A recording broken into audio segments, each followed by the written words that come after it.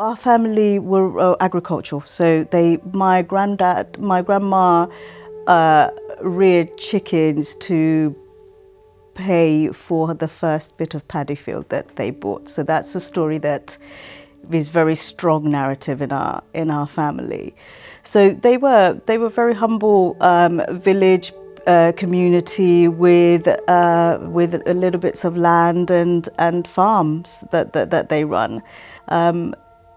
Granddad was then recruited as part of East India Company and ended up in Portsmouth docks in the Merchant Navy for 20 years, I think. So I think it was about mid-60s that he ended up in Portsmouth. Dad joined him when my dad was about 12, 13 years old. I guess we were economic migrant family. Mum and Dad would often talk about, when we go back home, so we were raised to be able to continue to fit in when we go back home. So we weren't, my experience wasn't that we were raised to be here forevermore. Like, my parents resisted assimilation. My parents were just so proud of being Bengali, and that would resonate, that fed into everything. So I don't think there was ever a conscious decision that this was home. So when we first got here, lived on top of a restaurant for 6 or 7 months. Then my dad bought a house in Langley Road in Portsmouth with one of his peers, and that was when we had a bit more breathing space. So I remember that, and I remember running up and down the hallway and having a little garden, and me and my uncle sharing a bedroom. And that's the road that Mum was like, the neighbours were incredible. Like, there was, white neighbours, but they really supported her, showed her the way things worked. So after Langley Road and the little house, we went back to Bangladesh for a couple of years, and that was me, my mum, and my 2 brothers. So we did 2 years in Bangladesh, and then when we came back, we lived in a block of flats. And I just remember, like, the neighbours' kids being allowed out to play, and I wasn't allowed out to play. And I struggled with that quite significantly at home. And then at school, I was just incredibly ambitious, and I really wanted to be an engineer. I remember my science teacher saying to me, look, we've all had a chat and we want to nominate you, we want to put you forward for head girl. And I was like, I don't know, what am I going to do as head girl? Like, I don't, and she was just like, what does your mother do? Spoon feed you? You can do head girl. Like, so it was a real, like, you have to do this role. And I loved it, and it was a lot of fun. But at the same time, it was really difficult because as head girl, there was expectations to go and do after school meetings, and I wasn't allowed out after school. So straddling this really weird world where on the one hand, my, I guess, personality, leadership skills were emerging and being nurtured by some teachers mainly, and then on the other hand there was a real, you need to tone your personality down, you're probably not going to go to university, you're probably going to get married quite young, like, so it was this constant juxtaposition.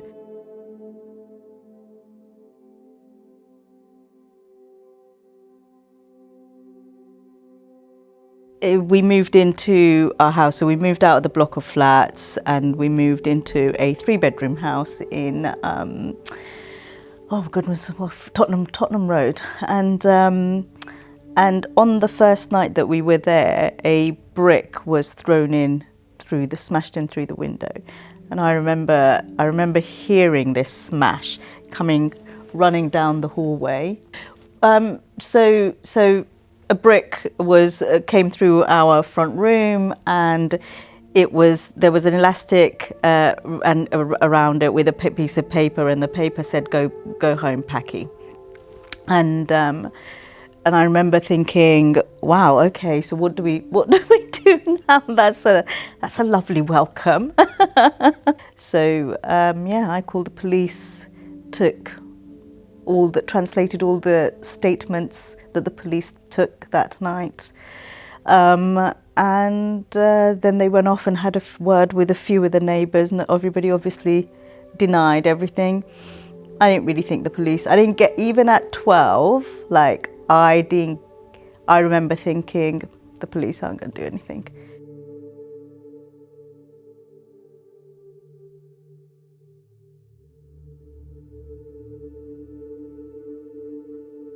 From a marriage perspective, all three of us were expected to have an arranged marriage. I think from a expectation of freedom, yes, certainly there was a real difference there in terms of my brothers being allowed to go out more, had more opportunity to do stuff than I did. So I definitely felt a difference there. Wherever I went, I needed to have a chaperone with me, which I kicked off against big time, a lot. over the years. So, and me and my brother still laugh about it because we were often each other's excuses as we were growing up as well, covering up for each other.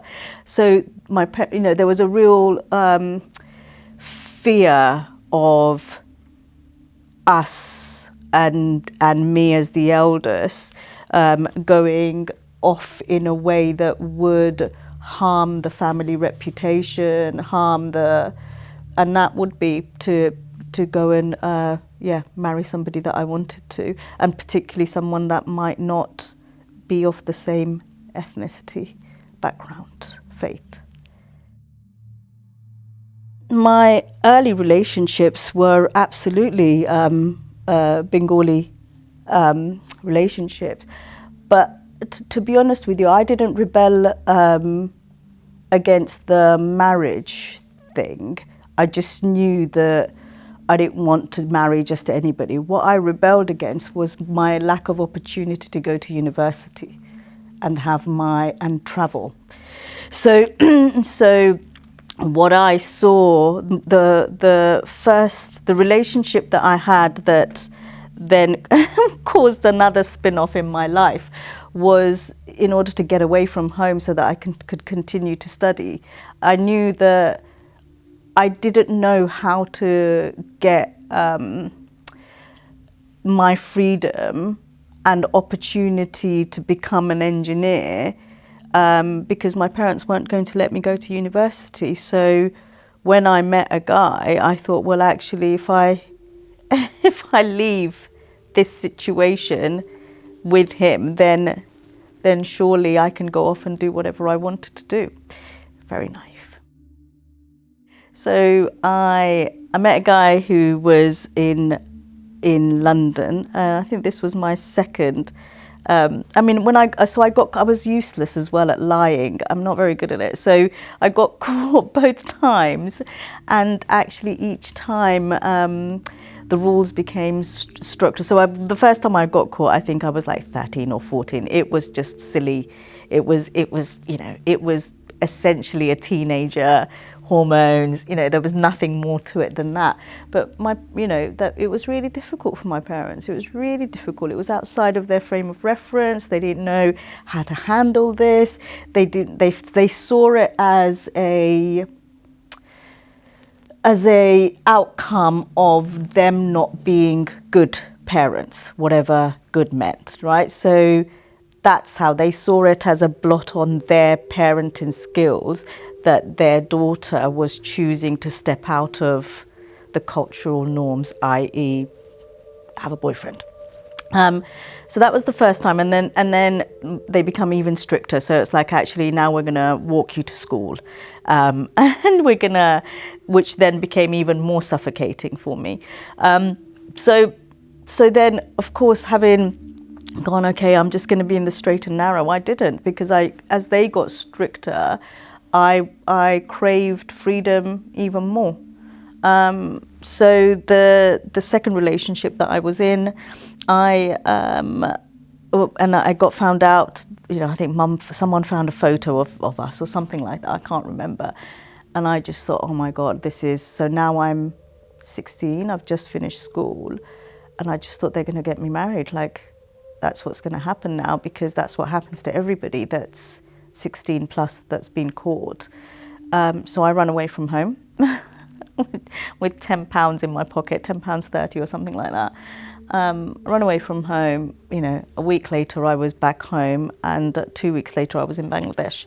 So I was so stupid and so naive to think that that was the route out, but I was terrified that I was going to be forced to be married, and so I ran away, and then I was forced to marry. When I learnt as a 20-year-old with a baby in a marriage that I didn't want to be in a council house with 60 quid a week in my pocket, was that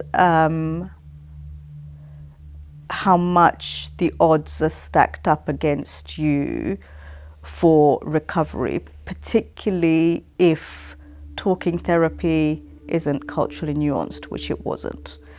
Particularly if the medical profession don't understand or seek to understand or have the time to understand your wider context. It's really hard.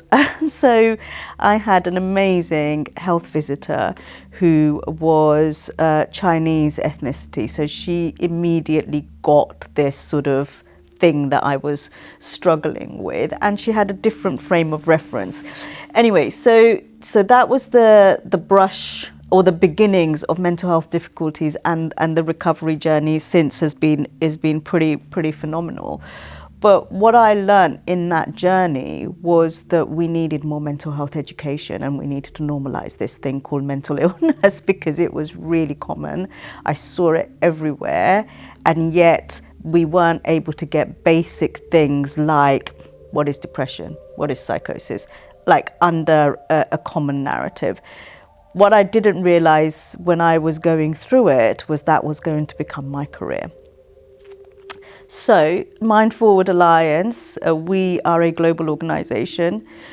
Our vision is to transform workplaces worldwide so that they are places where human flourishing occurs. I believe that workplaces are a cornerstone of society, and therefore, if we take mental health out of the health system, stick it in kitchen tables, in schools, in universities, in workplaces, you do the prevention work. I love it. I think it's great. So this organization is working currently in 7 countries, except the last event that we did, we were in 43 countries, because the world went global with the pandemic.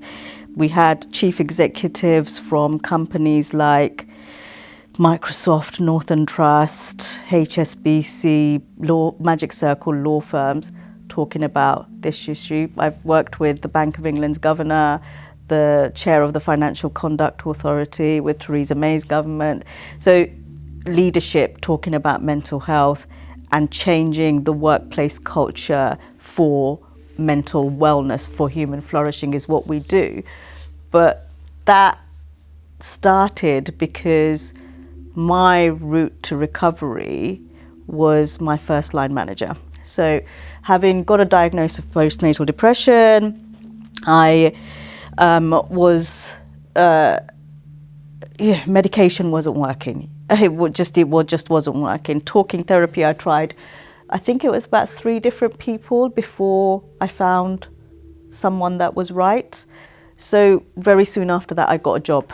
And my line manager in that job spotted talent, gave me challenging projects, opened doors for me, nudged me towards opportunities, created platforms where I could speak about the work that I was doing.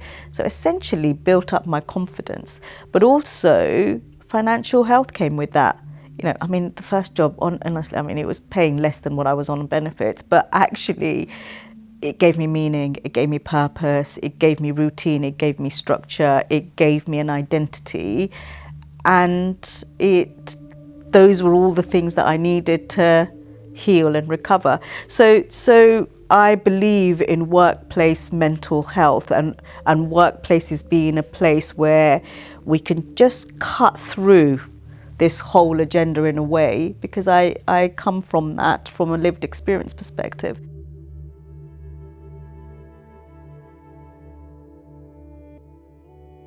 So I was running the Delivering Race Equality programme, and then I was also part of the mental health promotion team at DH, at the National Institute of Mental Health in England. Anyway, and as part of that, I was asked to be part of this thing called Mental Health First Aid. So Mental Health First Aid at the time was a training programme that was only in Australia, Scotland and England were about to adopt it. So us at Department of Health were about to adopt it. Mental Health First Aid is a 2-day course. It teaches you how to recognise early warning signs of mental health and how to have a conversation about it. It was during that point. So now I'm running Mental Health First Aid. It was a DH programme. I took it out of DH, set it up as a social enterprise. And that social enterprise, when I left it, the year that I left, it turned over just under 10 million. It was in 2018, I think it was, one of the fastest, in the top 50 fastest growing SMEs, women-led SMEs in UK, and then the top 500 in Europe.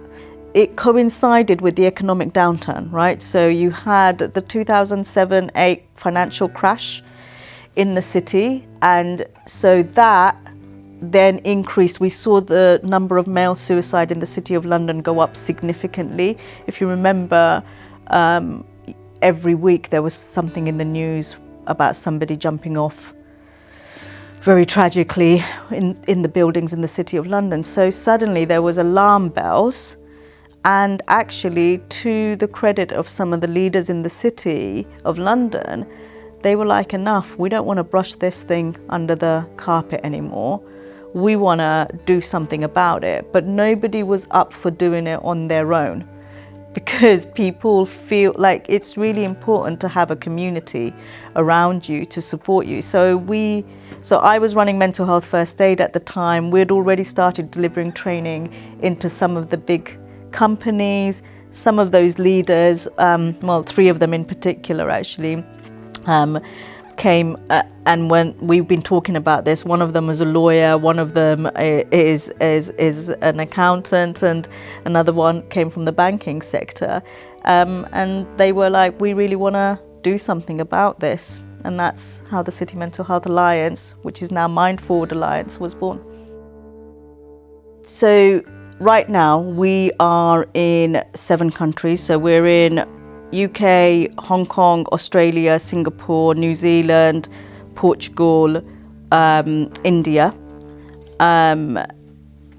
We've got just, I think, nearly 100 multinationals that are in our membership community.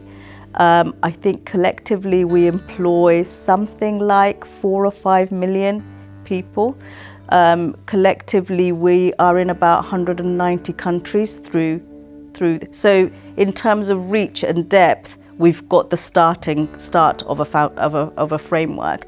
In terms of the people that are the level of the discussion. So the level of the discussion in Singapore is at government level. With our Portugal chapter, we're developing relationships with organisations like World Health Organization and others. We've got so much more work to do, and I feel like we've just laid the foundations over the last 10 years. One of my proudest achievement is the creation of Every Mind Matters platform. So if you lived in the UK, during the pandemic, you would have got letters about where to go for support. And one of the platforms that the NHS wrote to everybody about was the Every Mind Matters platform. But that platform, I worked with Jeremy Hunt while I was on the board of Public Health England.